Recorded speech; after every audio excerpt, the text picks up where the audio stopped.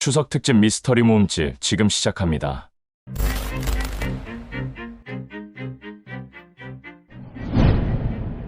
깊은 밤, 고요한 수도원의 벽 속에서 한 남자가 악마와 은밀한 거래를 합니다. 그의 손에는 인류 역사상 가장 거대하고 불가사의한 책, 바로 악마의 성경이라 불리는 코덱스 기가스가 들려 있습니다.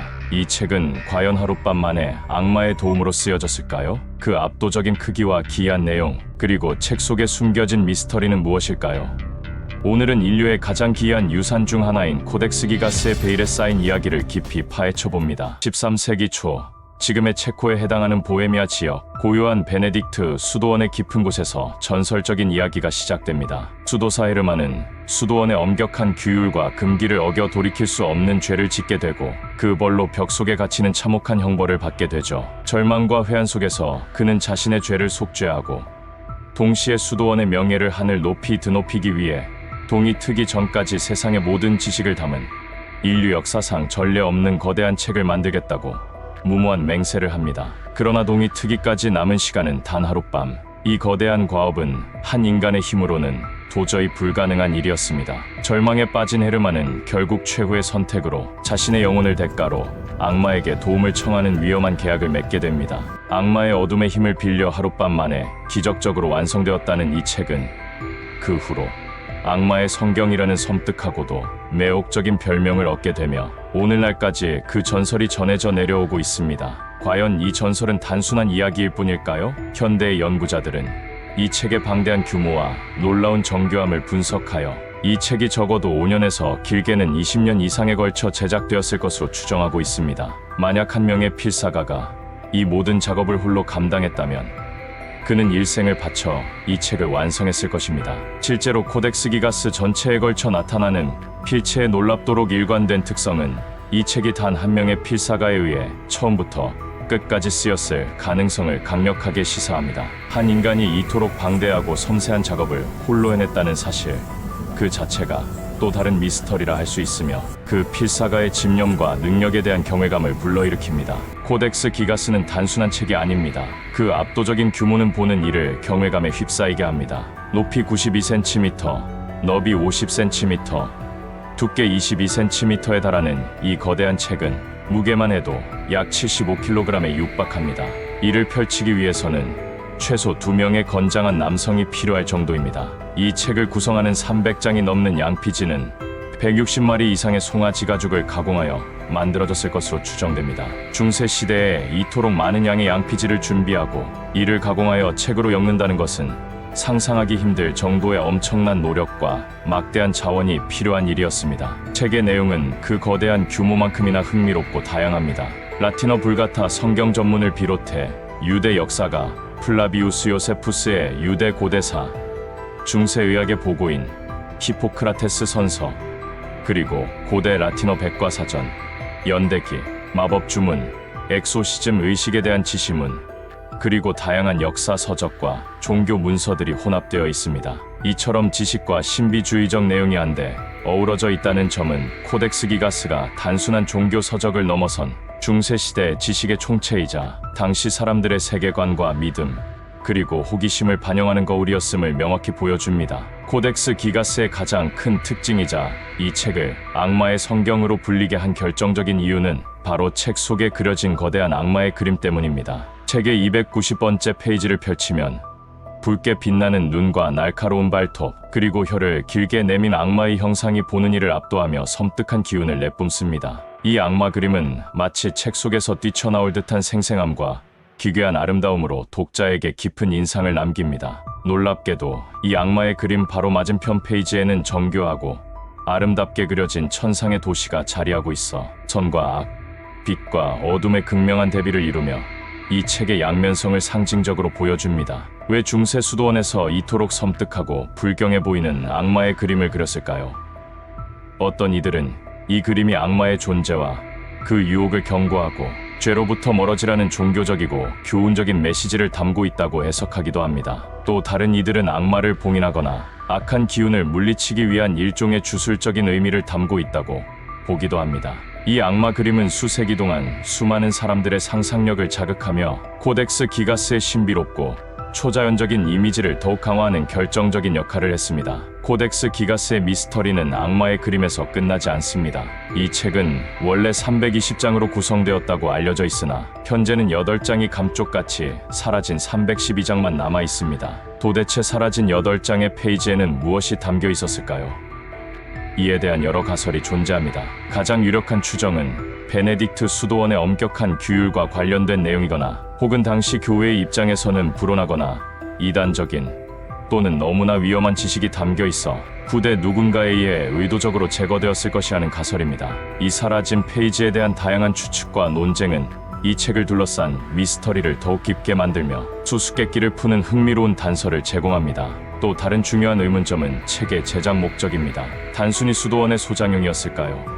아니면 특정 종교 의식을 위한 도구였을까요? 혹은 악마의 힘을 다루는 방법을 담은 금지된 지식이었을까요? 이 모든 의문들은 코덱스 기가스를 단순한 고문서가 아닌 살아 숨쉬는 전설이자 끝없는 의문을 던지는 존재로 만듭니다. 코덱스 기가스는 13세기 제작된 이후로 수많은 역사의 경랑과 변화의 파고를 겪어왔습니다. 체코의 베네딕트 수도원에서 시작된 이 책은 30년 전쟁이라는 유럽 대륙을 휩쓴 거대한 전란 속에서 1648년 승전국인 스웨덴군에 의해 전리품으로 약탈되어 스웨덴으로 건너가게 됩니다. 이후 스웨덴 국립도서관에 소장되어 일반에 공개되고 있지만 그 여정은 결코 순탄치 않았습니다. 특히 1697년 스톡홀름의 왕궁이 대규모 화재로 전소될 위기에 처했을 때 이 거대한 책은 불길 속에서 가장 먼저 구해야 할 소중한 보물로 여겨져 창밖으로 던져 겨우 화를 면했다고 전해집니다. 이처럼 파란만장하고 극적인 역사는 코덱스 기가스가 단순한 책을 넘어서 어떤 특별한 운명과 의미를 가지고 있는 듯한 느낌을 줍니다. 2007년 코덱스 기가스는 스웨덴으로 약탈된 지 359년 만에 잠시나마 고향인 체코프라하로 돌아와 대중에게 전시되었습니다. 이 전시는 전 세계인들의 폭발적인 관심을 불러일으켰고 수많은 사람들이 이 악마의 성경을 직접 보기 위해 몰려들며 그 신비로운 매력을 다시 한번 증명했습니다. 또한 코덱스 기가스의 모든 페이지를 고해상도로 촬영한 전문 디지털 스캔본이 온라인에 공개되어 누구나 인터넷을 통해 이 신비로운 책을 열람하고 연구할 수 있게 되었습니다. 이는 학자들에게 코덱스 기가스를 더욱 심층적으로 연구할 수 있는 새로운 기회를 제공하며 사라진 페이지의 비밀이나 악마 그림에 숨겨진 의미 등 오랜 미스터리를 풀 실마리를 찾기 위한 전 세계 학자들의 노력이 지금 이 순간에도 계속되고 있음을 보여줍니다. 코덱스 기가스, 악마의 성경이라 불리는 이 거대한 책은 단순한 역사적 유물을 넘어선 살아있는 존재입니다. 수세기 동안 수많은 전설과 풀리지 않는 미스터리를 간직한 채 우리에게 끊임없이 질문을 던지고 있습니다. 과연 악마의 개입이 실제로 있었을까요?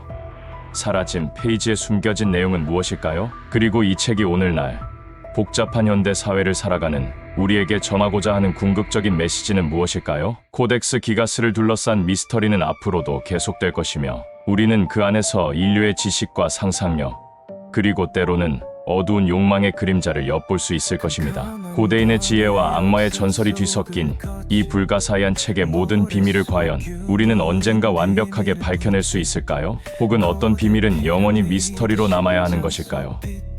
그 질문의 답은 아직 미궁 속에 있습니다. 2013년 맨체스터 박물관, 그곳에서 큐레이터로 일하던 캠벨 프라이스 박사는 전시품 점검 중 어딘가 달라진 석상의 모습에 의구심을 품게 되는데요. 하지만 그는 피로가 쌓인 자신이 너무 예민하다고 생각하며 대수롭지 않게 생각했죠. 며칠 후 프라이스 박사는 또 다시 전시품 점검을 하다가 방향이 달라진 석상을 확인하게 됩니다. 그는 내부 직원들 모두에게 석상을 만졌는지 확인했지만 아무도 손을 댄 사람이 없었죠. 그렇다면 누가 이 석상을 움직인 것일까요? 오늘은 맨체스터 박물관에서 일어난 움직이는 석상에 대해 알아보겠습니다. 캠벨 프라이스 박사 외에도 다른 내부 직원들이 아무도 만지지 않았지만 조금씩 석상이 회전하는 모습에 박물관 관계자들은 석상 앞에 타임랩스 카메라를 설치하게 됩니다. 대략 한 달여간의 촬영을 끝내고 모든 관계자들이 영상을 시청했죠. 충격적이게도 그 누구도 예상치 못했던 장면이 촬영됩니다.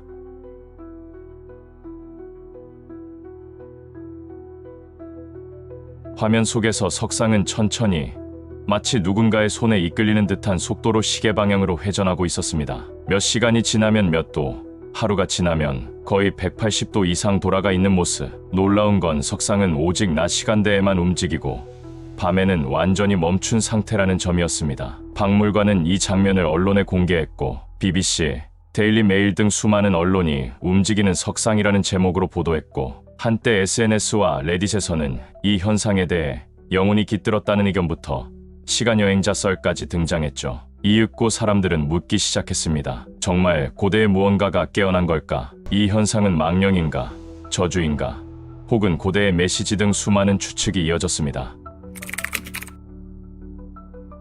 문제의 석상은 약 3,800년 전 고대 이집트에서 만들어진 작은 인물상입니다. 재질은 스테아타이트, 높이는 25cm 남짓이며 이 석상은 고위 관리였던 네부세누라는 남성을 기리기 위해 차후에 제작된 것으로 알려져 있습니다. 네부세누, 고대 이집트어로 해석하면 세누의 주인 또는 세누의 지배자라는 뜻으로 신성한 존재와의 밀접한 관계를 암시합니다. 기단에 새겨진 비문에는 네부세누, 오시리스 앞에 있는 자여, 당신에게 신의 평화를 주소서라고 적혀 있었죠. 석상은 맨체스터 박물관의 이집트 전시관에 수십 년간 조용히 전시되어 왔고, 그 누구도 어떤 이상 현상도 보고한 적이 없었습니다. 그렇다면 이 석상은 왜 갑작스럽게 움직이게 된 걸까요? 현상을 조사하기 위해 물리학자들과 엔지니어들이 박물관을 찾습니다. 그들은 석상의 바닥과 유리 선반 사이의 마찰을 측정했고, 진동 측정 장비를 설치해 데이터를 수집했습니다. 그리고 내린 결론은 이렇습니다. 진동에 의한 회전 현상, 즉 낮 시간대 박물관에 방문객이 몰리면서 지면을 따라 미세한 진동이 발생하고, 석상의 바닥이 완전히 평평하지 않은 구조로 인해 그 진동이 석상을 회전시켰다는 설명이었습니다. 또한 석상의 무게 중심이 약간 치우쳐 있어 회전하면서 특정 각도에 도달하면 스스로 멈추는 특성을 보였습니다.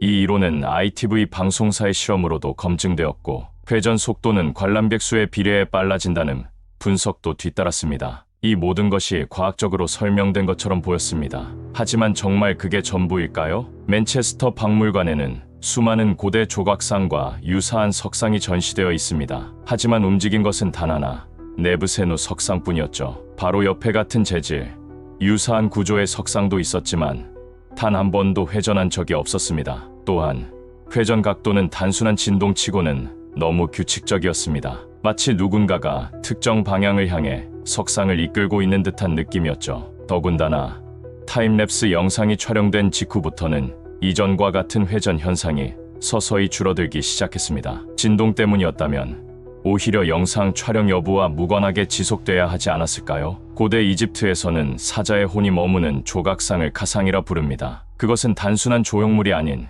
영혼의 거처이자 세계와의 연결 통로였습니다. 네부세누 석상에는 오시리스 앞에 있는 자라는 문장이 새겨져 있었고, 이는 사자의 영혼이 신의 세계에 안전하게 도달하기를 기원하는 뜻입니다. 혹시 그 영혼이 아직 떠나지 못하고 석상 안에 머물고 있는 건 아닐까요? 일부 관람객은 석상이 움직일 때마다 주변에서 이상한 기운을 느꼈다고 증언하기도 했습니다. 심지어 박물관 직원 중 몇 명은 야간 근무를 꺼릴 정도였다고 하죠. 이후 박물관 측은 석상의 바닥에 얇은 마찰 방지제를 부착했습니다. 그리고 회전 현상은 멈췄습니다. 단순한 마찰과 진동의 문제였다고 볼 수도 있지만, 영상이 공개되자마자 회전이 멈췄다는 사실은 또 다른 의문을 남깁니다. 과연 보여지길 원했던 존재가 임무를 다한 것일까요? 이 이야기는 과학과 미신, 기술과 고대 신앙이 교차하는 지점에 서 있습니다. 수천 년 전 제작된 하나의 작은 석상, 그것이 오늘날 우리에게 무엇을 말하려 했던 걸까요? 정말로 석상이 움직였던 이유는 과학 때문이었을까요? 아니면 석상 안에 아직 누군가가 우리를 바라보고 있었던 걸까요? 미국 조지아주 엘버트 카운티의 한적한 시골 마을, 이곳에 기묘한 비밀을 간직한 거대한 석조물이 존재했습니다. 바로 조지아 가이드스톤입니다. 일명 미국판 스톤헨지라고 불리던 이 구조물은 2022년 7월 6일 의문의 폭발과 함께 사라지며 전 세계적인 미스터리를 남겼습니다. 42년간 인류의 미래에 대한 섬뜩한 메시지를 품고서 있던 이 거석 기념물은 단 하룻밤 사이에 그 존재를 지원했습니다. 이 거대한 돌기둥들이 품고 있던 메시지는 무엇이었고, 왜 그토록 갑작스럽게 사라져야만 했을까요? 이 불가사의한 사건은 단순한 문화재 파괴를 넘어 인류의 존재 목적과 미래를 둘러싼 근본적인 질문을 던지고 있습니다. 오늘의 이야기는 조지아 가이드스톤에 얽힌 기원과 메시지, 그리고 그 파괴를 둘러싼 미스터리하고 의문스러운 진실들을 추적해봅니다. 1980년 조지아 엘버트 카운티의 높이 5.8m에 달하는 6개의 거대한 화강암 석판이 세워졌습니다. 그 무게만도 무려 10만 킬로그램에 육박하며 각 석판은 약 19톤에 달하는 거대한 규모를 자랑했습니다. 이 놀라운 규모의 구조물은 익명의 기부자가 로버트 크리스천이라는 가명을 사용하여 의뢰한 것으로 알려졌죠.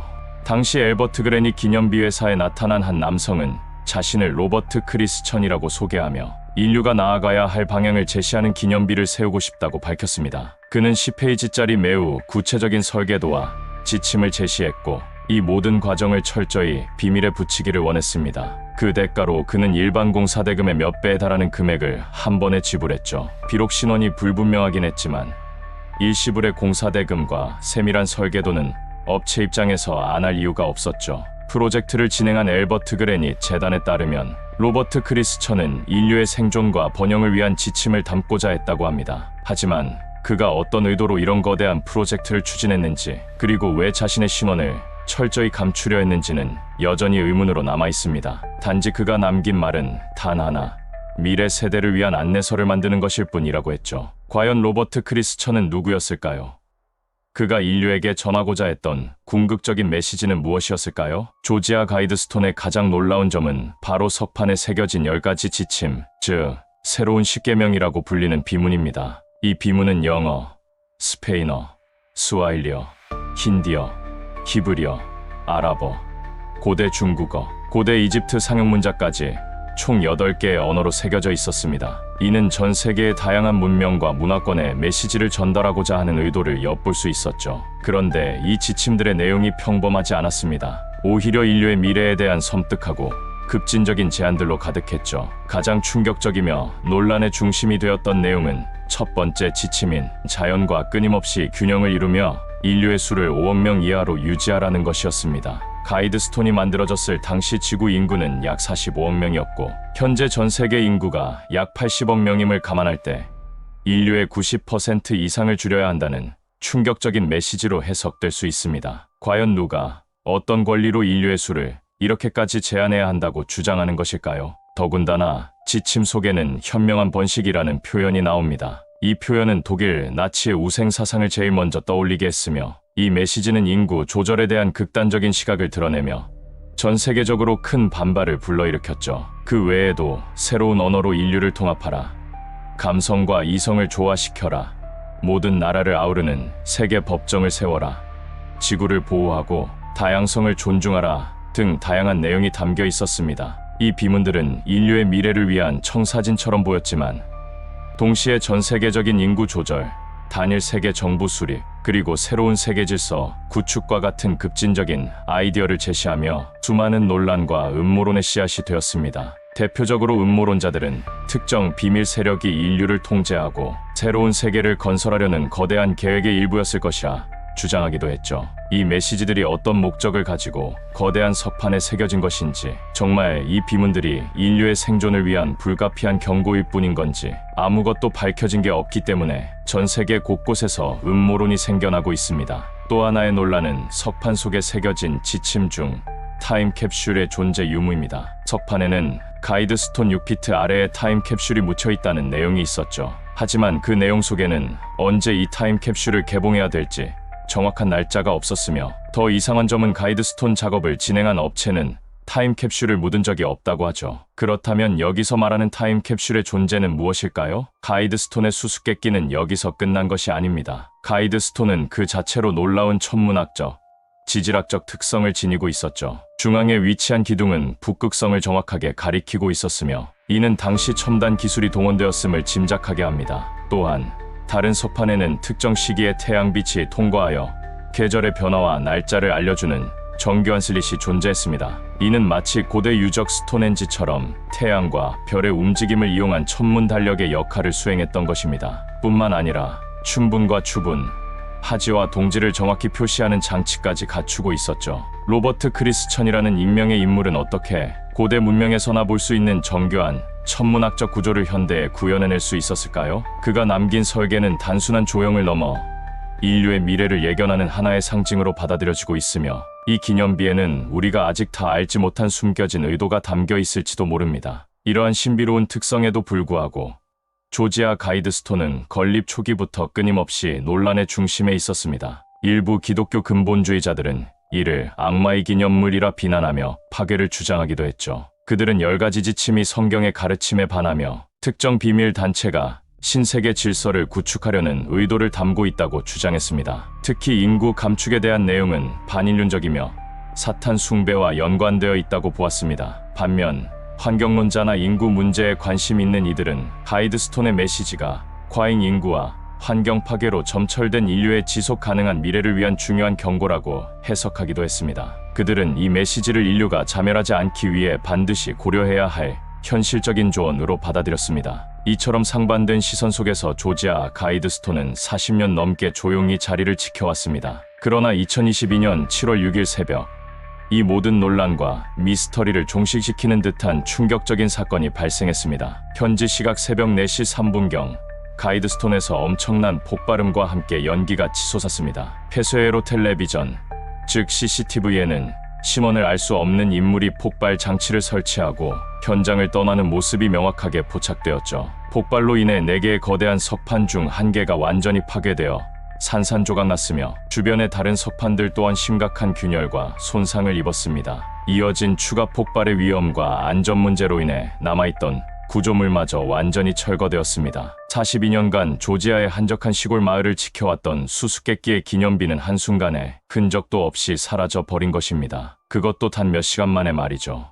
이 파괴는 수많은 의문과 새로운 음모론을 낳았으며 전 세계적인 이목을 집중시켰습니다. 누가, 왜 조지아 가이드스톤을 파괴했을까요? 수사 당국은 폭발 현장에서 폭발물의 잔해를 수거하고 CCTV 영상을 분석하며 용의자를 추적하고 있지만 아직까지 명확한 결론은 나오지 않았습니다. 용의자들은 사건 현장을 빠져나가는 회색 차량을 이용했으며 차량 번호판을 가리는 등 치밀하게 범죄를 계획한 것으로 보입니다. 하지만 온라인 커뮤니티에서는 수사 당국의 발표와는 별개로 다양한 음모론이 제기되었습니다. 가장 주목받는 주장은 CERN에서 일으킨 다이렉트 에너지 공격이라는 것입니다. 이 주장은 거대 입자 가속기인 CERN이 비밀리에 에너지 무기를 개발하여 가이드스톤을 파괴했다는 내용으로 과학적으로 증명되지 않은 내용이지만 미스터리한 현상에 대한 사람들의 상상력을 자극하며 빠르게 퍼져나갔습니다. 또한 일부 극우 세력과 음모론자들 사이에서는 도널드 트럼프 대통령이 조지아주를 주목하라는 메시지를 보냈으며 빛의 군대가 영스테이트 악마들의 랜드마크를 파괴할 것이라는 예고가 있었다는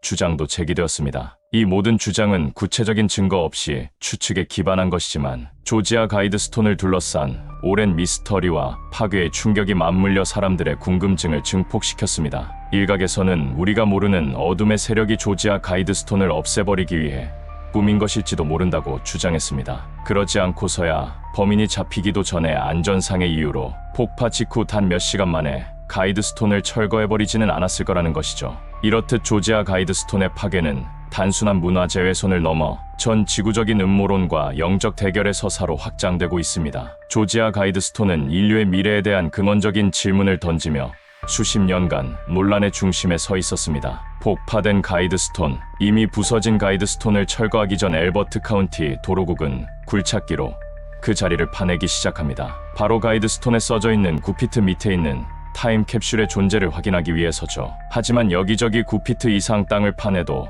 타임캡슐의 존재는 찾을 수 없었습니다. 로버트 크리스천은 어디에다 타임캡슐을 묻은 것일까요? 정말로 타임캡슐을 묻은 것은 맞는지, 아니면 가이드스톤 자체가 타임캡슐인지 여전히 수많은 이야기가 나오고 있습니다. 5억 명 이하로 인구를 유지하라는 섬뜩한 메시지부터 단일 세계 정부 수립에 대한 제안까지, 그 내용은 우리에게 불편한 진실을 마주하게 했습니다. 그리고 그 파괴는 이러한 논쟁의 불을 지피며 미스터리의 깊이를 더했죠. 우리는 이 사건을 통해 과연 인류가 어떤 미래를 꿈꾸고 어떤 방향으로 나아가야 할지 끊임없이 질문하게 됩니다. 조지아 가이드스톤은 이제 더 이상 물리적으로 존재하지 않습니다. 하지만 그 석판에 새겨졌던 메시지, 그리고 그 메시지를 둘러싼 수많은 의문들은 여전히 회자되고 있죠. 과연 인류는 이 메시지들 속에서 어떤 의미를 찾고 어떤 미래를 향해 나아가야 할까요?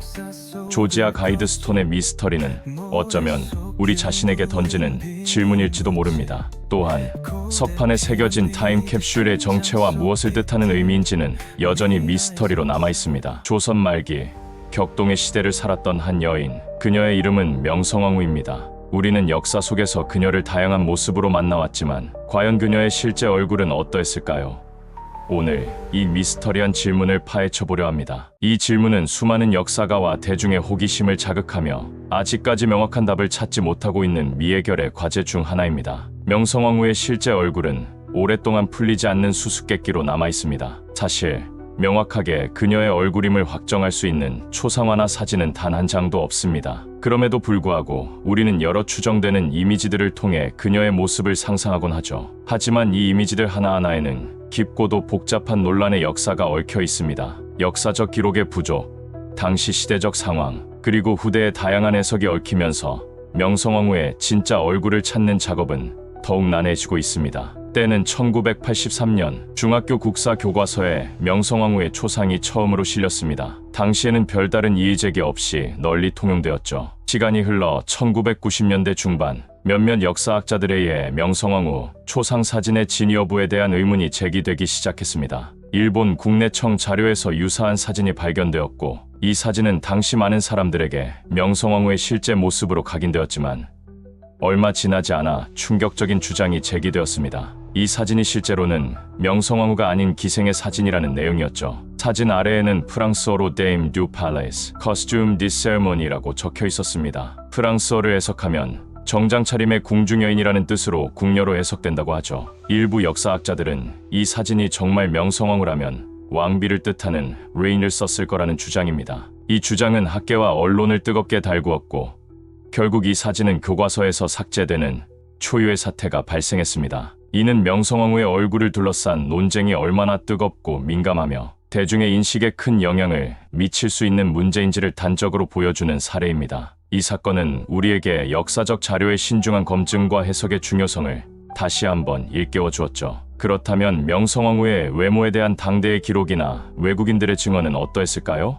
놀랍게도 그녀의 외모에 대한 묘사는 엇갈리는 부분이 많습니다. 어떤 기록에서는 단아하고 온화한 모습으로, 또 다른 기록에서는 강렬하고 지적인 인상으로 묘사되기도 했습니다. 하지만 공통적으로 언급되는 부분은 그녀가 지적이고 강한 인상을 가진 여인이었다는 점입니다. 서양의 외교관이나 선교사들 중 일부는 그녀를 직접 만났던 경험을 기록으로 남겼는데 이들의 증언을 토대로 그녀가 차갑고 날카로우면서도 지적인 분위기의 외모를 가졌을 것이라고 주장하기도 합니다. 이러한 증언들은 명성황후의 얼굴을 상상하는 데 중요한 단서를 제공하지만 워낙 주관적이고 파편적인 정보들이어서 여전히 구체적이고 통일된 이미지를 그리기는 어렵게 만듭니다. 우리는 증언 속에서 그녀의 카리스마와 총명함을 엿볼 수 있을 뿐 정확한 얼굴 윤곽이나 생김새를 특정하기는 불가능합니다. 최근에는 명성황후로 추정되는 새로운 초상화가 공개되면서 학계의 이목이 집중되었습니다. 이 초상화는 기존에 알려진 어떤 사진이나 그림과도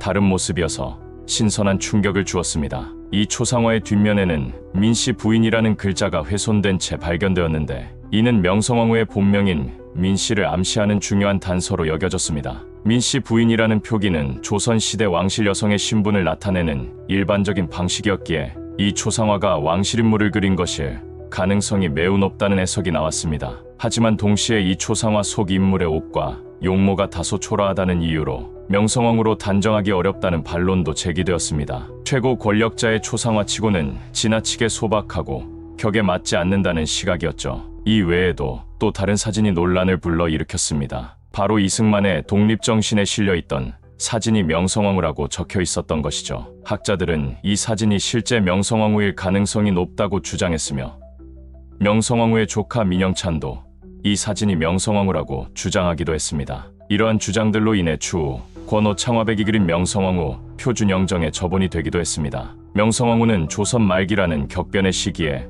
엄청난 정치적 영향력을 행사했던 인물입니다. 그녀는 긍정적 평가와 부정적 평가를 동시에 받으며 역사 속에 각인되었습니다. 한편으로는 개화파와 수구파 사이에서 외교적 균형을 유지하려 노력하고 청나라와 일본의 세력 다툼 속에서 조선의 자주성을 지키려 했다는 평가를 받습니다. 고종을 대신하여 실질적인 국정을 운영하며 근대화를 추진하려 했다는 긍정적인 면모도 있죠. 하지만 다른 한편으로는 흥선대원군과의 권력 다툼 과정에서 외세를 끌어들이고 자신의 권력 유지를 위해 척신 정치를 펼쳤다는 비판도 받습니다. 특히 일제는 자신들의 침략을 정당화하기 위해 명성황후를 탐욕스러운 권력자로 묘사하며 그녀의 이미지를 의도적으로 왜곡하려 했습니다. 을미사변 직후 일본이 배포한 선전물에는 명성황후를 부정적으로 묘사하여 자신들의 만행을 희석시키려는 의도가 다분히 담겨 있었죠. 하지만 을미사변 이후 명성황후의 시해와 단발령에 저항하여 의병이 전국적으로 일어났을 만큼 그녀는 조선 사회에 지대한 영향을 미쳤습니다. 그녀의 죽음은 단순한 한 인물의 비극을 넘어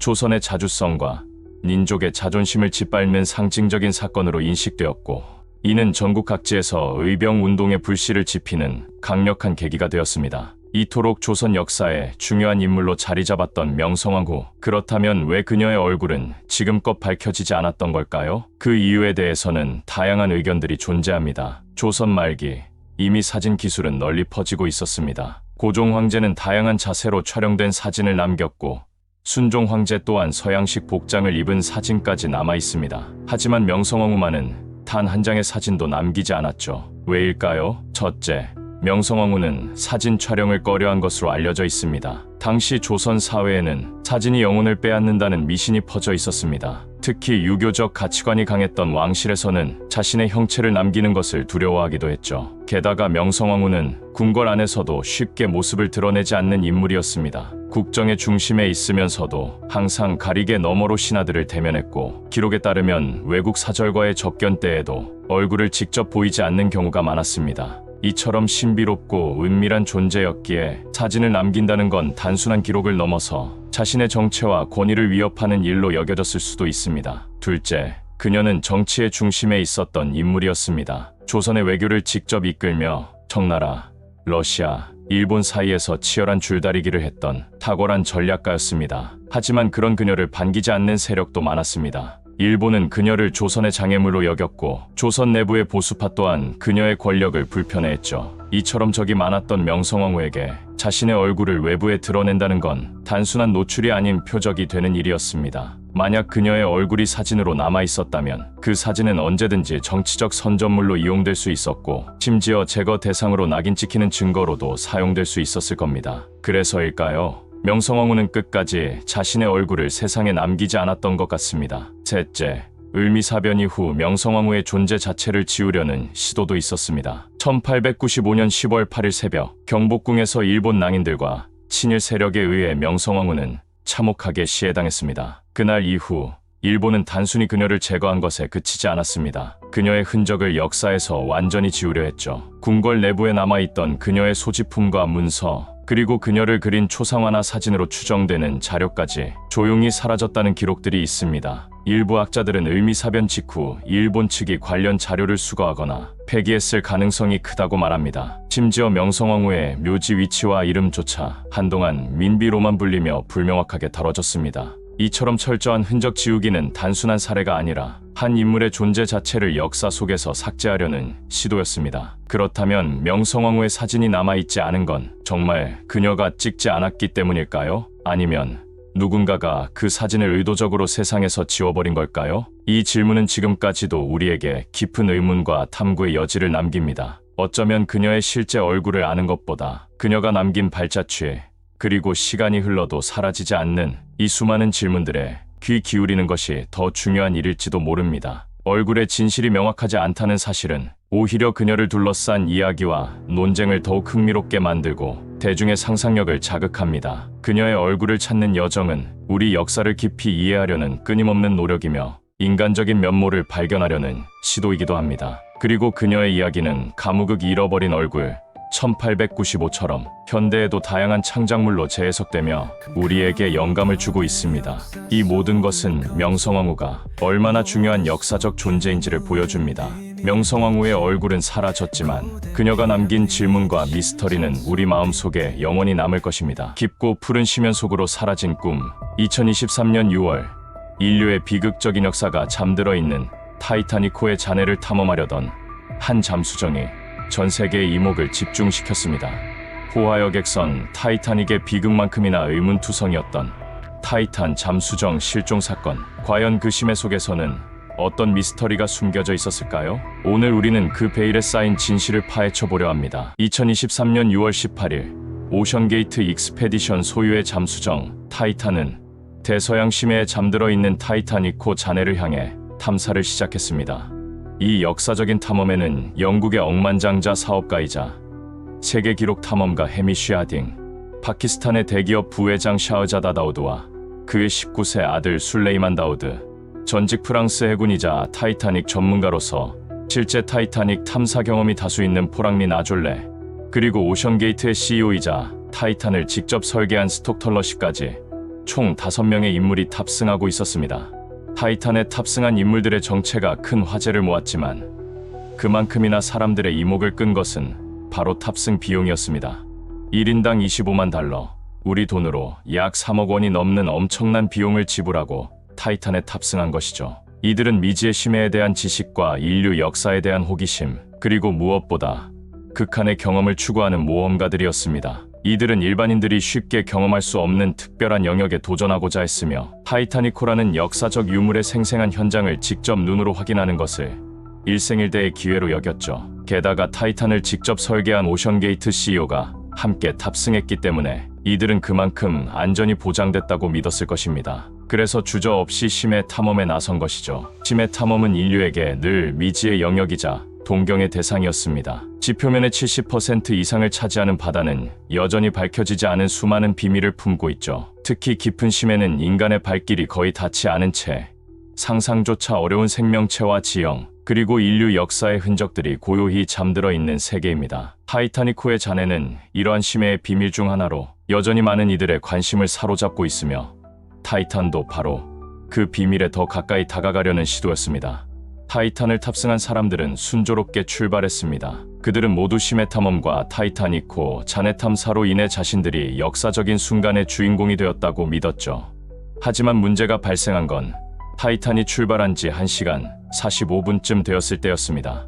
잠수정은 잠항을 시작한 지 불과 1시간 반 만에 모선과의 모든 연락이 끊긴 것이죠. 처음에는 단순한 통신 장애일 거라고 생각했을지도 모릅니다. 그러나 해상에서는 통신 두절이 단순한 문제가 아님을 모두가 직감했습니다.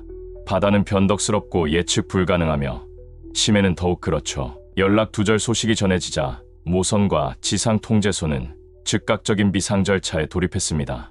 비록 짧은 시간이었지만 잠수정과의 교신이 끊겼다는 사실은 탑승자들의 생명과 직결될 수 있는 중대한 문제로 받아들여졌습니다. 시간이 흐르고 불안감이 고조되면서 전 세계는 이 잠수정의 운명의 촉각을 곤두세우기 시작했고, 잠수정 실종 소식이 전해지자마자 미국과 캐나다 해안경비대는 즉각 대규모 수색 작전을 개시했습니다. 광활한 대서양 한가운데서 작은 잠수정을 찾는 일은 마치 건초더미에서 바늘을 찾는 것과 같았죠. 북대서양의 거친 파도와 예측 불가능한 기상 조건은 수색 작전을 더욱 어렵게 만들었습니다. 넓은 해역을 샅샅이 뒤지는 것은 엄청난 시간과 자원이 소모되는 일이었지만 탑승자들의 생존 가능성을 조금이라도 높이기 위해 모든 역량이 동원되었죠. 수색팀은 모든 희망을 걸고 잠수정이 마지막으로 위치가 파악된 지점을 중심으로 수색 범위를 넓혀갔습니다. 캐나다 공군의 P3 대잠 초계기와 미국의 해안경비대 함정들이 긴급 투입되었고, 민간 수색 업체들도 첨단 음파 탐지 장비와 수중 로봇을 동원하며 수색에 힘을 보탰죠. 그리고 실종 후 며칠 동안 수색팀은 수중 음파 탐지기를 통해 바다 깊은 곳에서 들려오는 기이한 소리를 포착했습니다.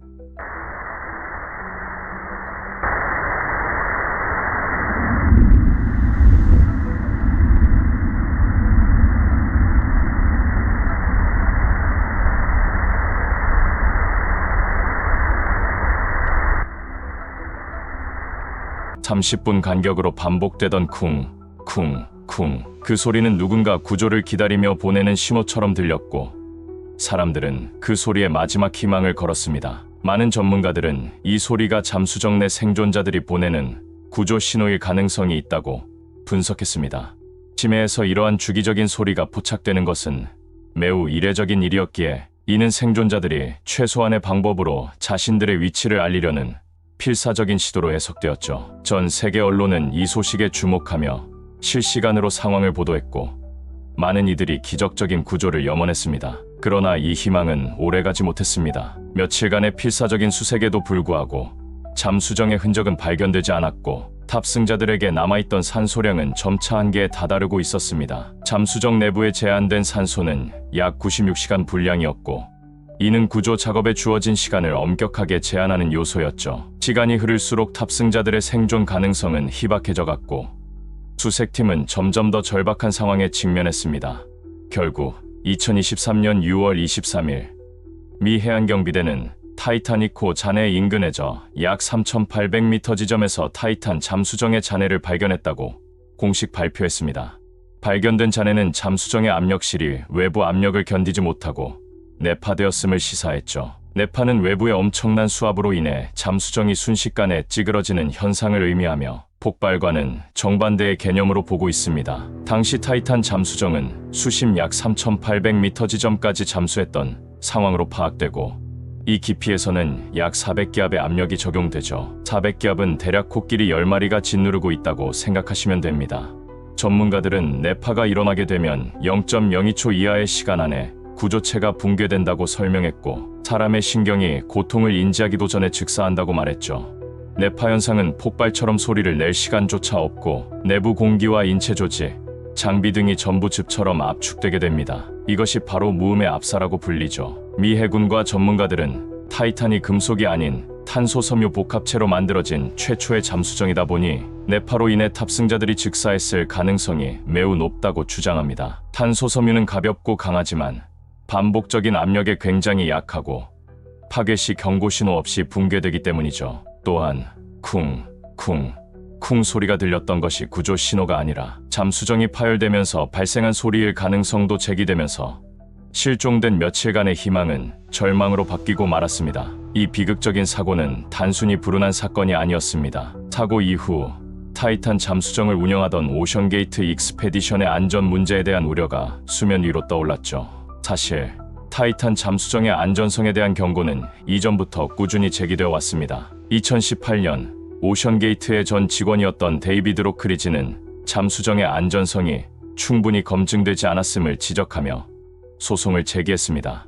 그는 회사가 잠수정의 안정성 테스트를 제대로 수행하지 않았고 이는 잠재적으로 탑승자들에게 심각한 위험을 초래할 수 있다고 경고했죠. 특히 그는 잠수정 선체에 사용된 탄소 섬유 소재가 심해의 엄청난 압력을 견디기에 부적합할 수 있다는 우려를 표했습니다. 더욱 충격적인 사실은 해양학자, 잠수정 전문가, 그리고 다른 잠수정 기업의 임원들을 포함한 30여 명의 전문가들이 2018년에 오션게이트의 CEO 스톡 털러 씨에게 경고 서한을 보냈다는 것입니다. 이 서한에서 전문가들은 타이탄 잠수정이 심해 탐사용으로 적합하지 않은 혁신적인 설계와 재료를 사용하고 있으며 이는 재앙적인 결과를 초래할 수 있다고 우려를 표했습니다. 그들은 잠수정의 안전 인증 절차가 미흡하며 업계 표준에 부합하지 않는다는 점을 지적했죠. 더욱 충격적인 사실은 내부에서 열 수 없는 볼트 고정식 출입문 구조라서 비상 탈출 장치가 아예 없었고 타이탄 잠수정을 조종하는 장치가 상업용 무선 게임 패드를 사용했던 것이 밝혀지면서 많은 비판을 받고 있습니다.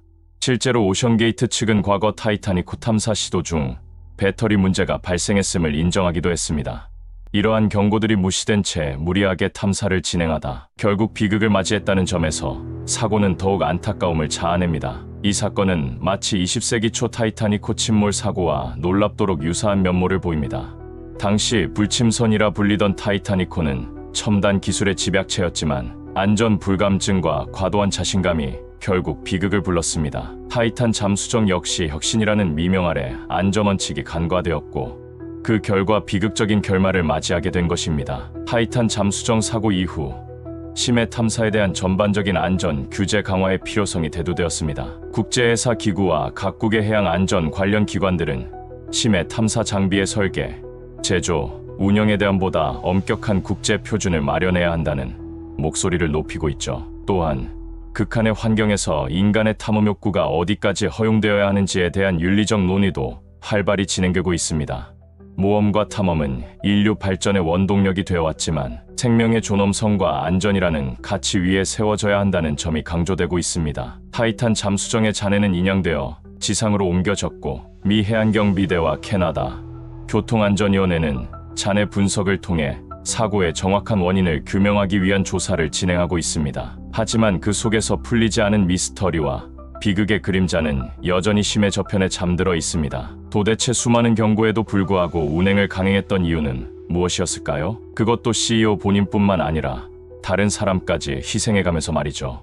정말 이 사고가 단순한 기술적 결함이었던 것인지 오션게이트의 투자자, 사업 구조, 미공개 자료 등 아직도 많은 것이 알려지지 않아 여전히 미스터리한 사고로 남아있습니다. 심해는 인류에게 여전히 많은 비밀을 간직한 미지의 영역입니다. 타이타닉호의 비극처럼 타이탄 잠수정의 이야기는 인간이 자연 앞에서 얼마나 미약한 존재인지를 다시 한번 일깨워주면서도 동시에 미지의 세계를 탐험하려는 인류의 끊임없는 도전을 상징하는 역사의 한 페이지로 기록될 것입니다. 여러분, 만약 단단히 봉인된 석재 무덤 속에서 관들이 스스로 움직이고 뒤엉켜 있다면 믿을 수 있겠습니까? 이 이야기는 단순한 괴담이 아닙니다. 실제 역사에 기록된 미스터리한 사건, 바베이도스의 움직이는 관 사건입니다. 도둑의 흔적도 없고 지진도 없었습니다. 그런데도 무덤 속 관들이 계속해서 움직였습니다. 과연 무엇이 이 기이한 현상을 일으킨 걸까요? 오늘 우리는 그 수수께끼 속으로 깊이 들어가 보겠습니다. 카리브해의 작은 섬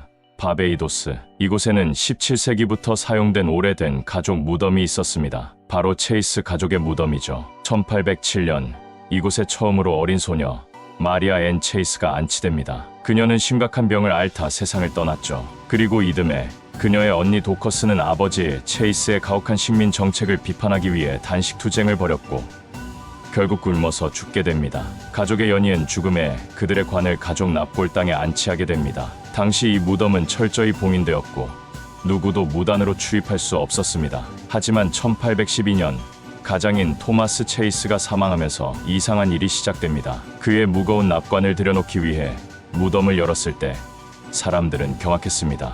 이전에 안치되었던 메리앤과 도로시의 관이 원래 자리에서 벗어나 마구 흩어져 있었던 것입니다. 처음에는 관리들도 조금 이상하게 생각할 뿐 단지 체이스 집안과 척을 진 누군가가 관을 이렇게 흐트러 놨을 것이라 생각했습니다. 비좁은 묘당은 관들을 겹쳐 놓을 수밖에 없었고 관리들은 마지막으로 그들의 관을 정리한 채 나오게 됩니다. 다음날 음산한 기운이 가득한 새벽녘, 한 원주민이 납골당에서 이상한 소리가 들렸다는 소문이 퍼지게 되면서 관리들은 또 한 번 나쁜 놈들이 온 것이라 생각하고 묘당으로 향했습니다. 급하게 납골당의 문을 열어보니 관리인들 모두가 경악을 했죠. 겹쳐놓았던 관들 중 일부는 90도로 서 있었고 토머스 체이스의 관은 240도 왼쪽으로 기울어져 뒤집혀 있었던 것입니다. 이 괴상한 일들은 사람들에게 퍼지기 시작했고 사건은 이것이 끝이 아니었습니다. 처음에는 단순한 실수나 누군가의 장난일 수도 있다고 생각했겠죠. 하지만 이 기이한 현상은 계속되었습니다. 1816년 또 다른 가족이 사망하여 장례를 치르려 했을 때 무덤을 연 사람들은 다시 한번 충격을 받습니다.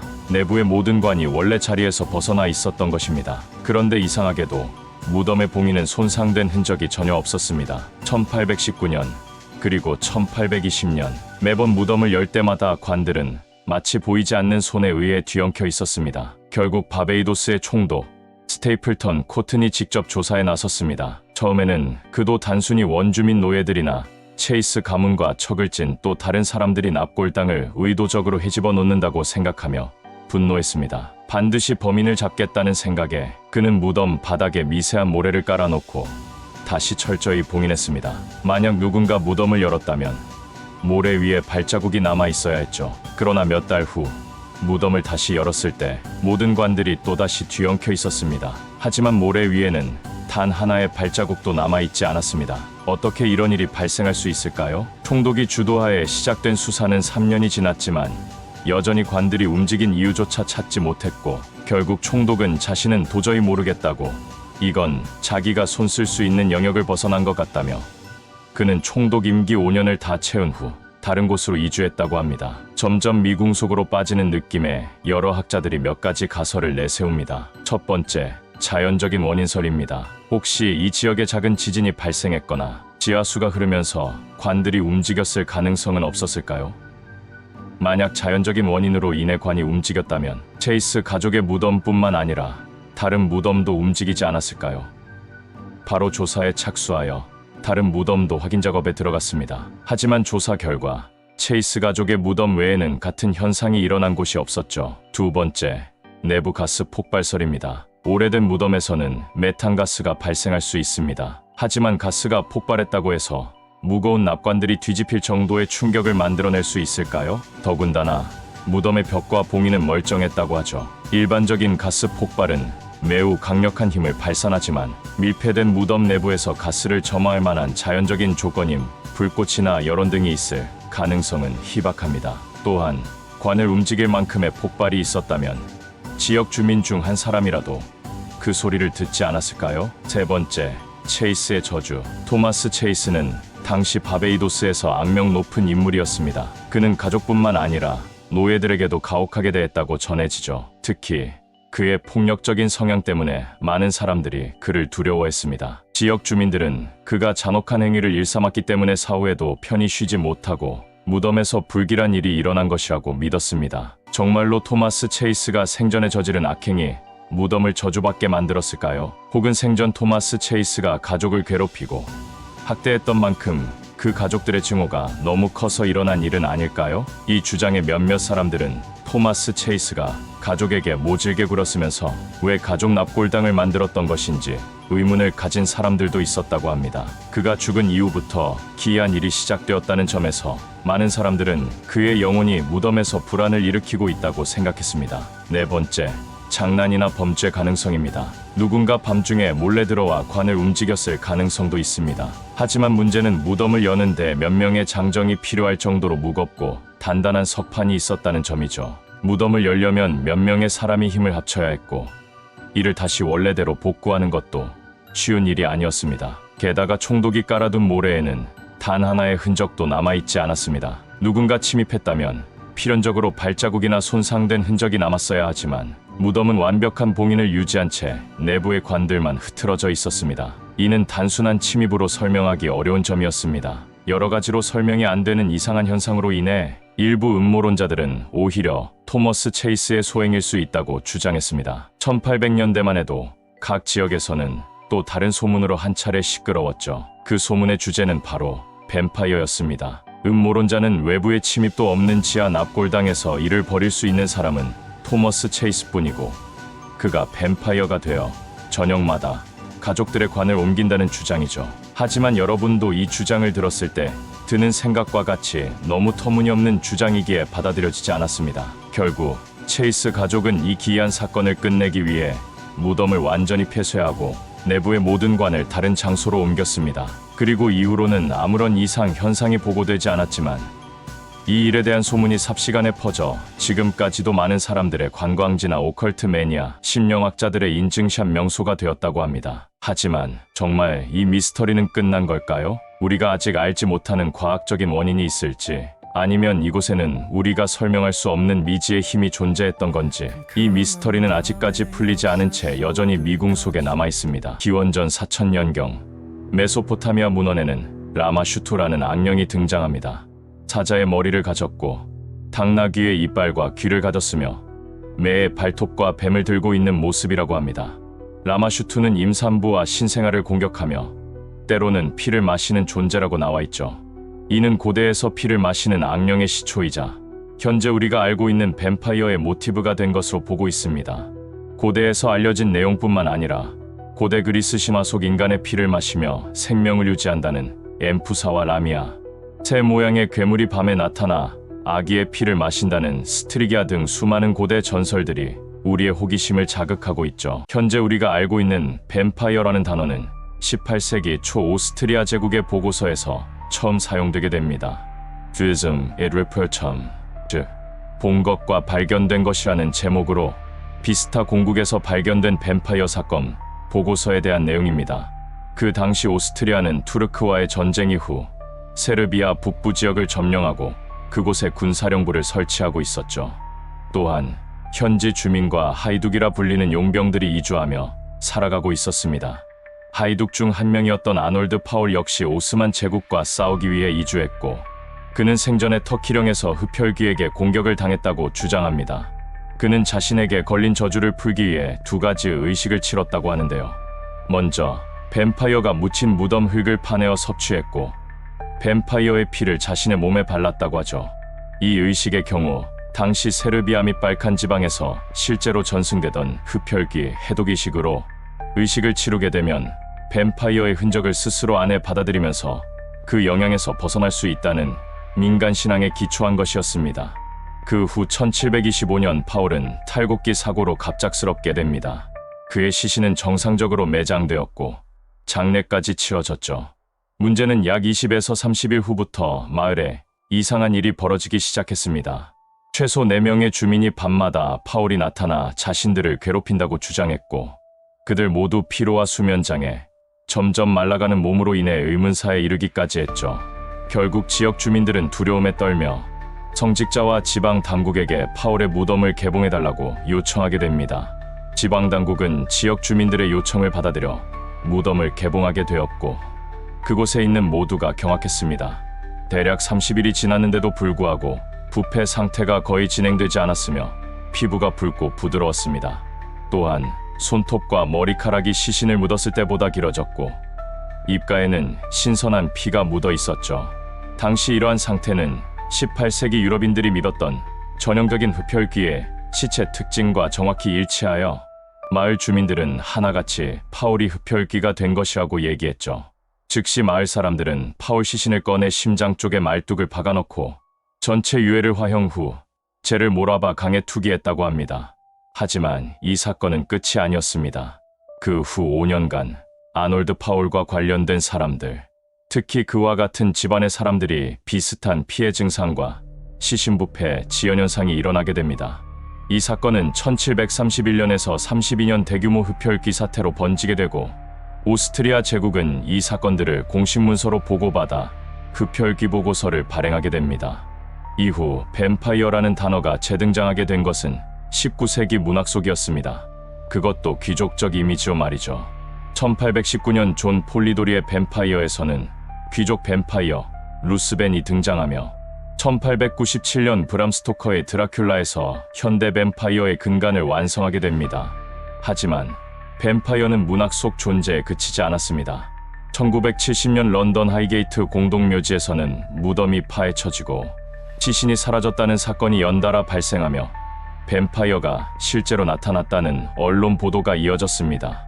밤마다 수십 명의 주민들이 공동묘지를 지키는 상황까지 벌어졌고, 경찰이 출동해 혼란을 진정시킨 뒤에도 사람들은 종종 자신이 흡혈귀를 보았다라고 주장하기도 했죠. 이 외에도 2004년 루마니아에서도 유사한 사건이 발생합니다.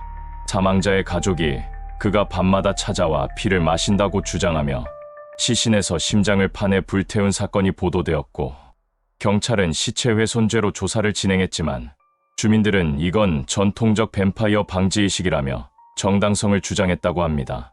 그렇다면 정말로 뱀파이어는 실제로 존재할까요? 이 의구심을 확신으로 바꿀 만한 증거가 불가리아에서 발견돼 논란이 되었습니다.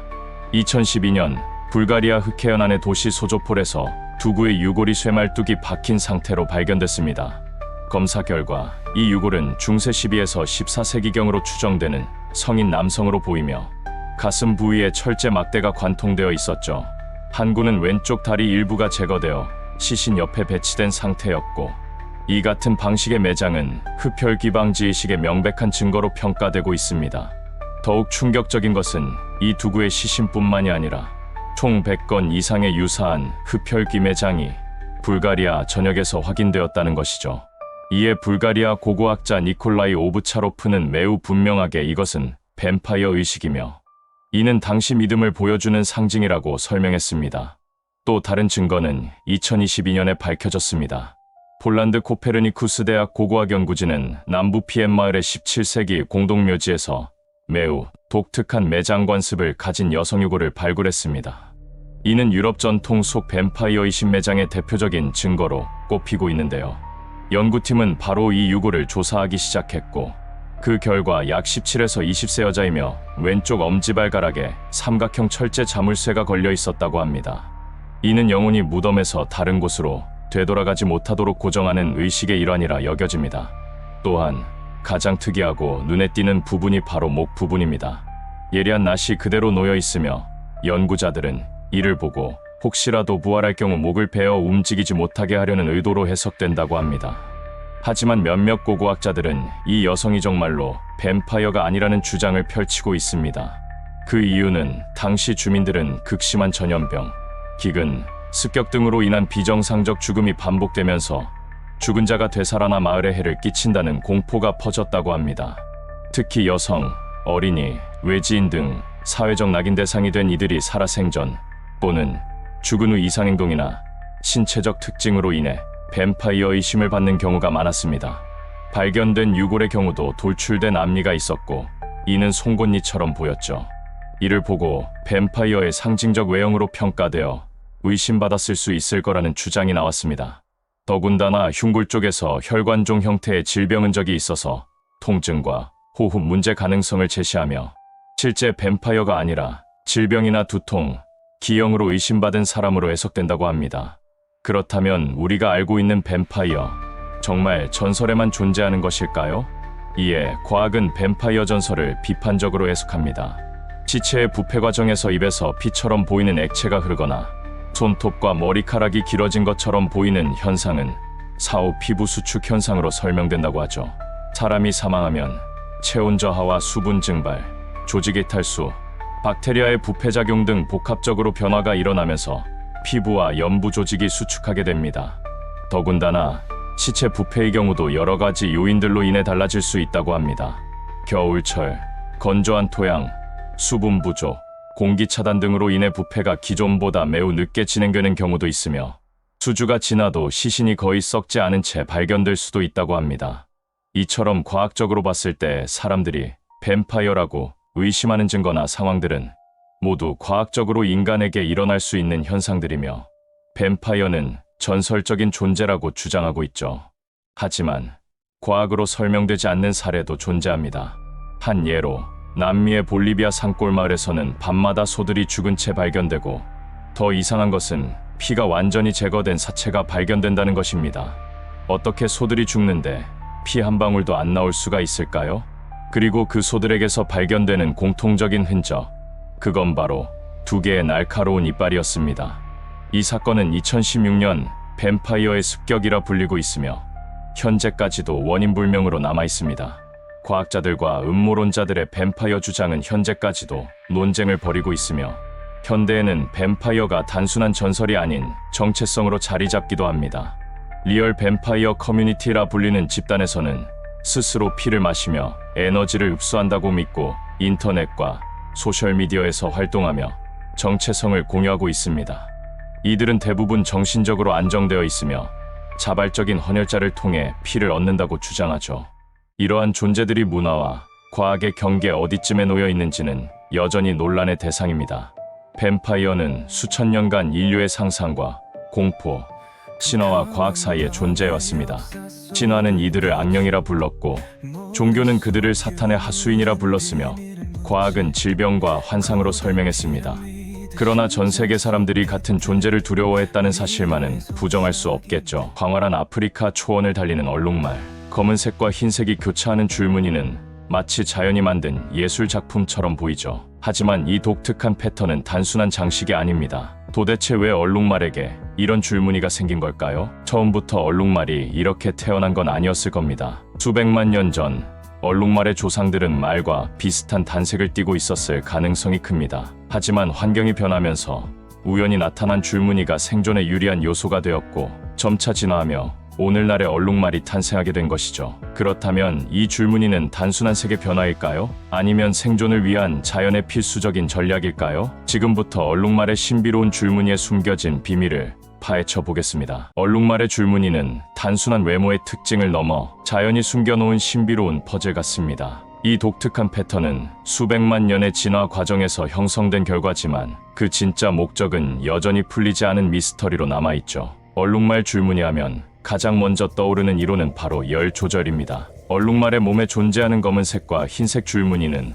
온도에 영향을 미칠 수 있다고 주장하는 과학자들이 있습니다. 과학적으로 검은색과 흰색은 각각 열을 다르게 처리합니다. 검은색은 열을 흡수하는 특성이 있으며 흰색은 그 반대, 즉 열을 반사하는 특성이 있습니다. 이 이론에 따르면 검은색 부분은 햇볕을 받아 열을 흡수하여 그 열이 몸 내부로 전달되면서 따뜻해지고 이를 통해 체온이 지나치게 상승하지 않도록 합니다. 하지만 이 이론을 뒷받침할 만한 확실한 증거는 부족합니다. 얼룩말의 줄무늬가 열을 조절하는데 실제로 얼마나 큰 영향을 미치는지에 대해서는 여전히 논란이 있으며 과학자들은 이 이론이 단지 하나의 가설일 뿐이라고 경고합니다. 또 다른 이론은 기생충 퇴치 이론입니다. 얼룩말은 여러 종류의 파리와 기생충에 의해 괴롭힘을 당하는데 과학자들은 줄무늬가 이 기생충들을 쫓는 데 도움이 될 수 있다고 주장합니다. 검은색과 흰색의 강한 대비가 기생충들에게 혼란을 일으켜 그들이 얼룩말의 몸에 정착하기 어렵게 만든다고 합니다. 이 이론은 실험적인 근거를 바탕으로 제기되었으며 한 연구에서는 얼룩말의 줄무늬가 일반적인 동물들보다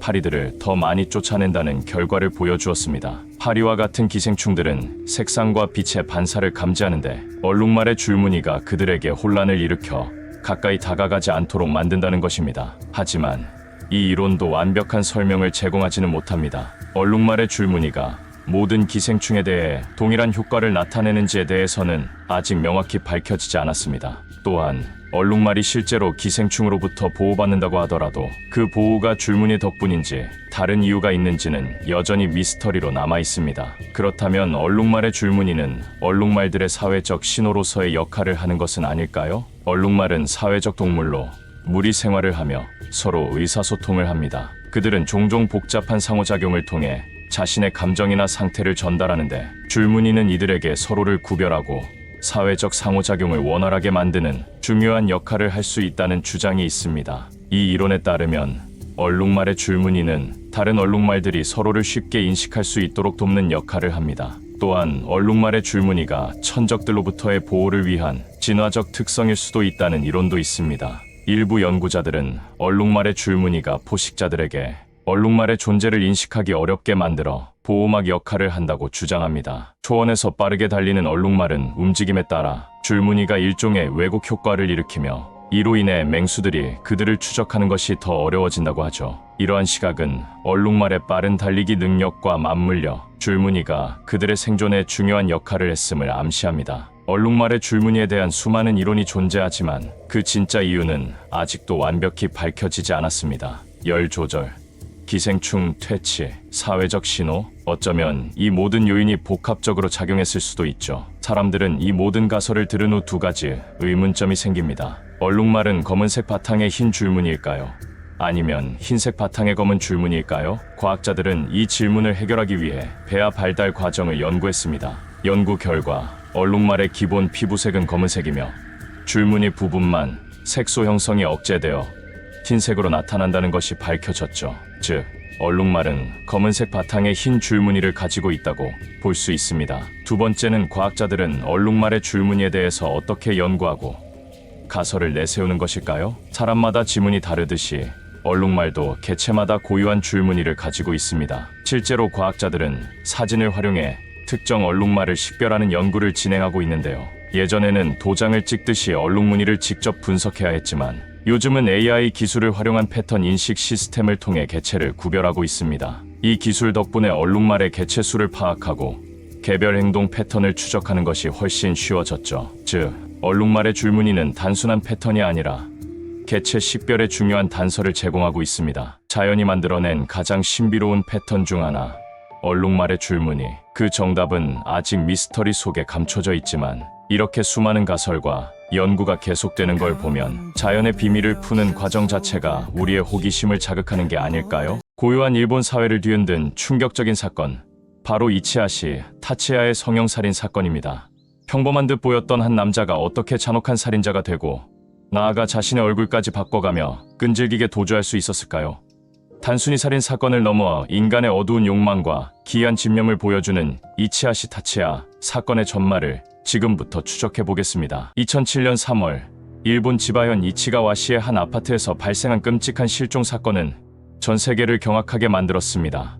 22세의 촉망받던 영국인 영어 강사 린제이 앤 호커는 이치하시 타치야라는 한 일본인 남성과의 마지막 접촉 이후 흔적도 없이 사라졌습니다. 그녀의 가족과 친구들은 애타는 마음으로 그녀의 행방을 쫓았고 일본 경찰은 대대적인 수색에 나섰습니다. 그녀의 마지막 발자취가 이치하시 타치야의 아파트였기에 경찰은 곧바로 그의 거주지를 급습했습니다. 그러나 그곳에서 경찰을 맞이한 것은 이미 차갑게 식어버린, 그리고 모래에 묻힌 채 욕조 안에 방치된 린제이의 싸늘한 시신이었습니다. 이 끔찍한 사건은 대체 어떻게 시작되었을까요? 린제이 에모커는 일본에서 영어를 가르치며 꿈을 키워가던 젊고 활기찬 여성이었습니다. 그녀는 학생들에게 친절했고 일본 문화에도 깊은 관심을 가지고 있었습니다. 이치하시 타치야는 이러한 린제이에게 접근하여 영어 과외를 요청했고 린제이는 흔쾌히 그의 제안을 받아들였습니다. 그러나 그 만남은 린제이의 인생을 송두리째 앗아가는 비극의 시작이었죠. 경찰 조사 결과 린제이는 이치하시의 아파트에서 살해당한 것으로 밝혀졌습니다. 그렇다면 이치하시 타치야는 대체 어떤 인물이었기에 이런 잔혹한 범죄를 저지를 수 있었던 걸까요? 그의 배경은 의외로 평범했습니다. 그는 부유한 의사 집안에서 태어나 겉보기에는 아무런 부족함 없이 자란 듯 보였죠. 그러나 범행 당시 28세였던 그는 안정적인 직업 없이 무직 상태였습니다. 그의 가족 관계나 성장 환경에서 이런 끔찍한 범죄를 설명할 만한 특별한 징후는 발견되지 않았고 이것이 바로 이 사건이 더욱 미스터리하게 느껴지는 이유 중 하나입니다. 평범해 보이는 한 남자가 어쩌다가 한 생명을 앗아가는 끔찍한 살인자가 되었을까요? 그의 내면에 숨겨진 어두운 욕망과 뒤틀린 심리는 과연 무엇이었을까요? 경찰이 이치하시 타치야의 아파트를 급습했을 때 그는 이미 바람처럼 사라진 뒤였습니다. 일본 경찰은 즉시 전국에 수배령을 내리고 대대적인 추적에 돌입했지만 이치하시 타치야는 놀라울 정도로 교묘하게 경찰의 포위망을 빠져나갔습니다. 그는 마치 유령처럼 흔적도 없이 사라져버렸고 일본 전역은 그의 행방에 대한 의문과 불안감으로 들끓기 시작했습니다.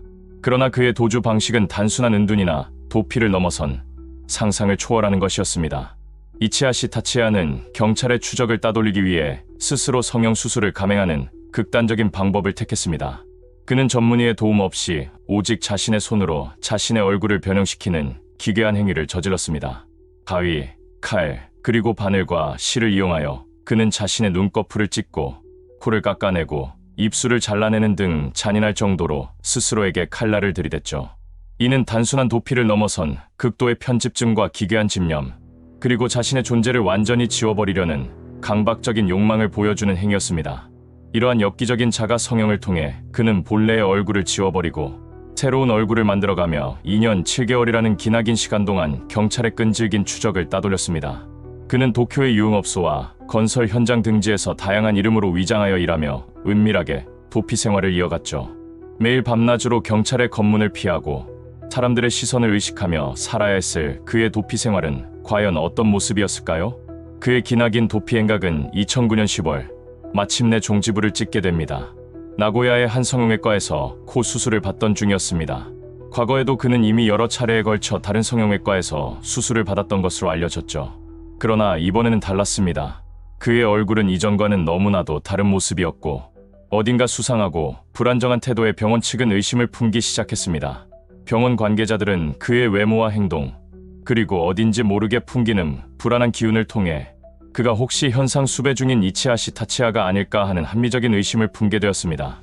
결국 병원 측의 신속한 신고로 경찰이 출동했고 끈질긴 도피 생활을 이어가던 이치하시 타치야는 마침내 체포의 그물에 걸려들었습니다.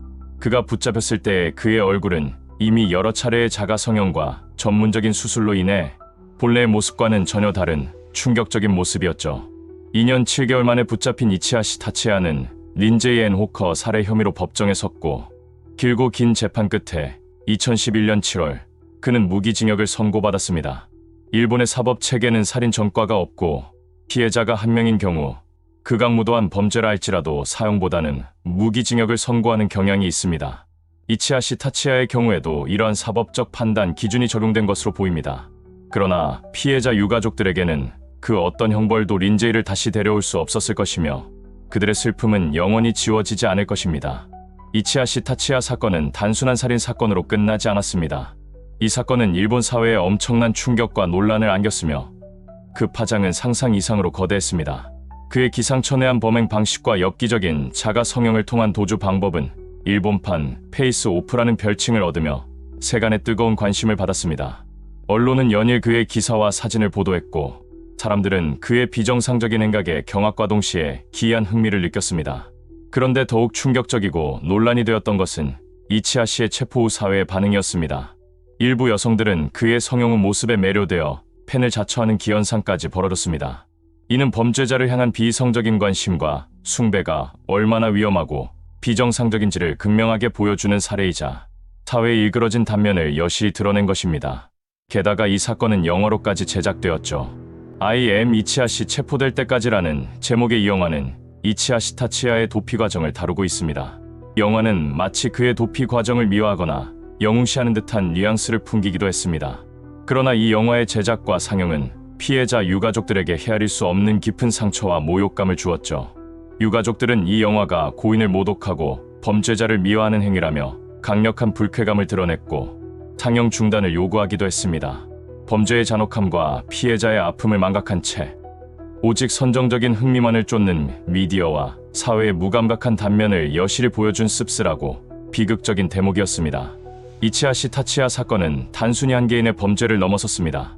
이 사건은 인간 내면의 어두운 그림자, 즉 잔혹한 범죄를 저지르고도 자신의 얼굴까지 바꿔가며 도주를 이어가는 기이한 집념과 편집증적인 심리를 우리에게 적나라하게 보여주었습니다.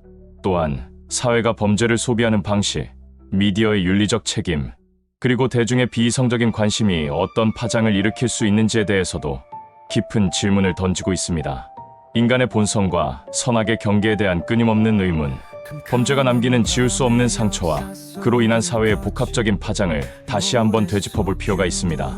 이치하 씨 타치야 사건은 앞으로도 오랫동안 일본 사회는 물론 전 세계 사람들에게 잊히지 않을 충격적이고 섬뜩한 미스터리로 기억될 것입니다. 고대 세계의 신화와 전설은 언제나 인류의 상상력을 자극해왔습니다.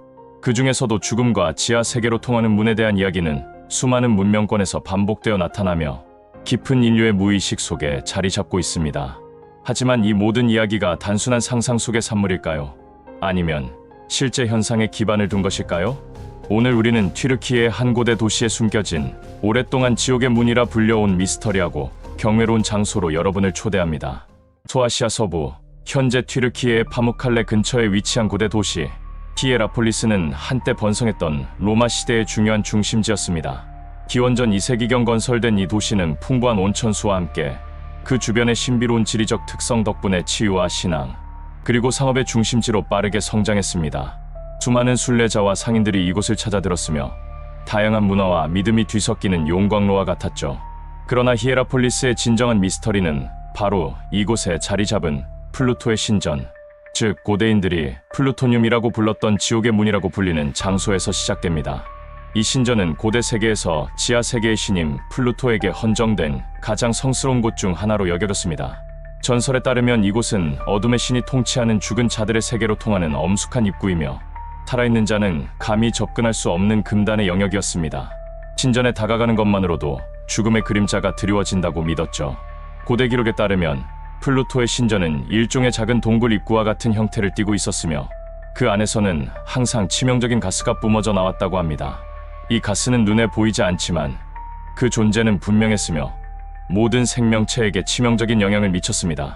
로마의 역사가이자 지리학자인 스트라보는 이 장소에 대해 어떤 동물도 이 통로에 들어가면 즉시 죽음에 이른다고 상세히 기록했습니다.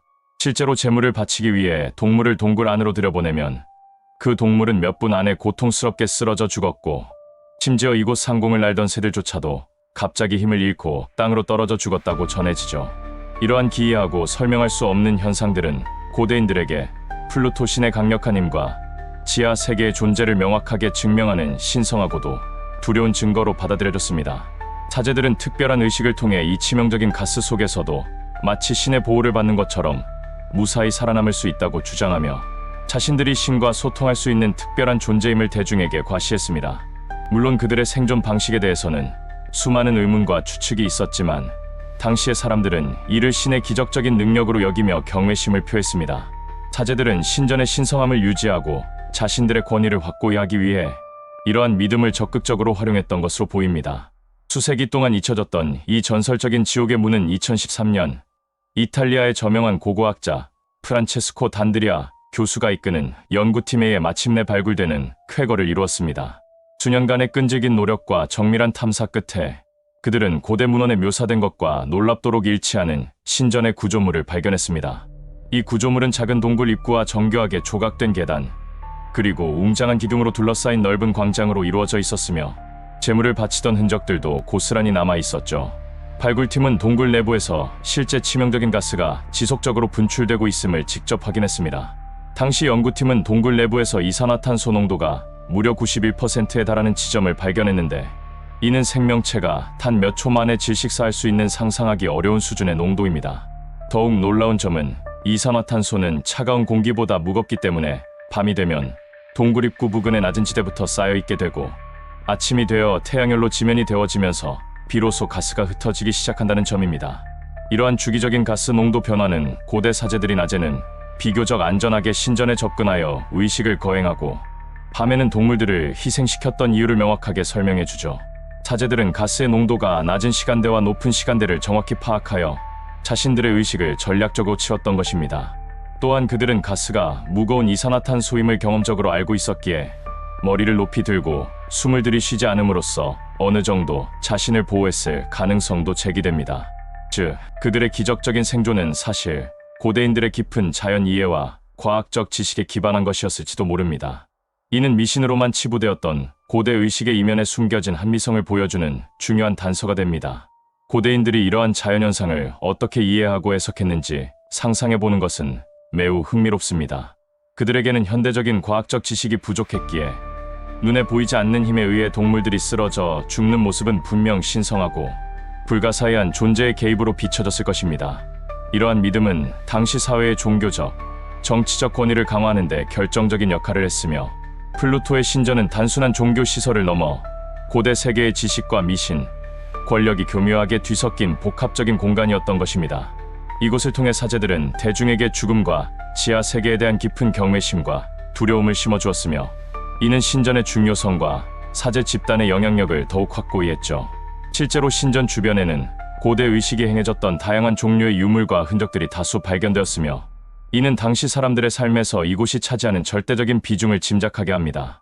사람들은 이곳에 와서 죽은 이들을 기리고 신탁을 받으려 했으며, 때로는 치유를 갈망하기도 했습니다. 지옥의 문은 그들에게 삶과 죽음의 경계가 모호해지는 신성한 공간이었던 것입니다. 지옥의 문은 단순히 과거의 유적지에 머무르지 않고 현재까지도 그 존재감을 드러내고 있습니다. 이곳은 활발한 지질학적 활동이 현재 진행형으로 벌어지고 있음을 보여주는 생생한 증거입니다. 히에라폴리스 지역은 지각판 경계, 특히 아나톨리아판과 인접해 있어 지진 활동이 잦고, 지하 깊은 곳에서 마그마가 뿜어내는 다양한 종류의 가스들이 지표면의 균열을 통해 끊임없이 올라오는 현상이 흔합니다. 플루토의 신전에서 발견된 치명적인 이산화탄소는 바로 이런 심오한 지질학적 활동의 직접적인 산물인 것입니다. 이는 과거의 전설적 미스터리가 현대과학의 냉철한 관점에서 어떻게 명쾌하게 설명될 수 있는지를 보여주는 완벽한 사례입니다. 하지만 이러한 과학적 설명에도 불구하고 지옥의 문은 여전히 우리에게 많은 풀리지 않는 질문들을 던집니다. 고대인들이 이 치명적인 가스를 어떻게 감지하고 그 위험을 어떻게 효과적으로 통제하며 자신들의 의식에 활용했는지는 여전히 명확하게 밝혀지지 않은 부분입니다. 그들의 자연에 대한 깊은 이해와 실제적인 활용 능력은 우리가 생각하는 것 이상이었을지도 모릅니다. 어쩌면 그들은 현대 과학자들이 밝혀낸 것 이상의 비밀을 경험적으로 알고 있었을지도 모른다는 추측이 가능합니다. 오늘날 히에라폴리스는 유네스코 세계문화유산으로 지정되어 인류의 소중한 유산으로 보호받고 있습니다. 수많은 관광객들이 매년 지옥의 문을 직접 보기 위해 이곳을 찾아 과거의 신비를 체험하고자 합니다. 과거에는 죽음을 의미했던 두려운 이 장소가 이제는 인류의 지혜와 자연의 신비를 탐험하는 소중한 교육의 장이 된 것이죠. 하지만 방문객들은 여전히 이곳에서 뿜어져 나오는 가스에 대한 엄중한 경고를 받습니다. 현대 기술이 아무리 발전했음에도 불구하고 여전히 이산화탄소 농도가 위험할 정도로 높은 지역은 접근이 엄격하게 통제됩니다. 또한 동굴 내부 깊은 곳까지는 일반인들의 출입이 통제되고 있죠. 연구 목적으로 접근하는 경우에도 산소 마스크나 보호장비를 필수로 하고 들어가야 합니다. 여전히 이 동굴은 이산화탄소 농도가 높고 짧은 시간 노출만으로도 의식을 잃을 수 있기 때문이죠. 2010년 발견된 수수께끼와 같았던 튀르키예의 지옥의 문은 단순한 고대 유적지가 아닙니다. 이곳은 자연의 불가사의한 힘, 고대 문명의 신비로운에서 그리고 현대 과학의 합리적인 설명이 놀랍도록 교차하는 독특한 지점입니다. 수천 년 전 죽은 자들의 세계로 통하는 두려운 입구로 여겨졌던 이 장소는 오늘날 우리에게 과거와 현재 그리고 미스터리와 과학 사이의 흥미롭고도 심오한 대화를 제안합니다. 이 문은 여전히 우리에게 풀리지 않는 질문들을 던집니다. 과연 고대인들은 단순한 미신에 사로잡혀 있었을까요? 아니면 우리가 아직 완전히 이해하지 못하는 어떤 형태의 경험적 지혜나 심오한 지식을 가지고 있었던 것일까요? 지옥의 문은 앞으로도 계속해서 인류의 호기심을 자극하며 연구자들은 이 지옥의 문을 끊임없이 연구할 것입니다. 언젠가는 이 지옥의 문의 비밀이 풀리지 않을까요? 미스터리 꽃길이 부였습니다. 미스터리